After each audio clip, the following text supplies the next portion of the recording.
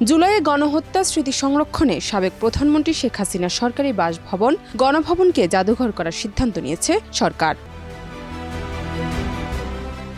৫ September অন্তর্বর্তী সরকারের প্রধান উপদেষ্টা নোবেল বিজয়ী ডক্টর মোহাম্মদ ইউনূসের নেতৃত্বে উপদেষ্টা পরিষদের বৈঠকে এই সিদ্ধান্ত নেওয়া হয়। বৈঠক শেষে উপদেষ্টা আসিফ মাহমুদ সন্ধ্যায় ফরেন সার্ভিস একাডেমিতে আয়োজিত এক সংবাদ সম্মেলনে এই তথ্য জানান।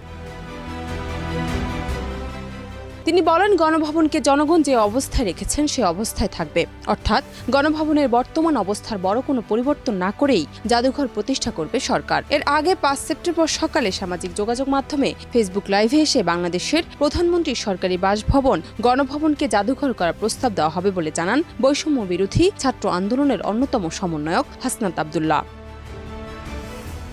জান্নাত নিপু, দেশ রূপান্তর।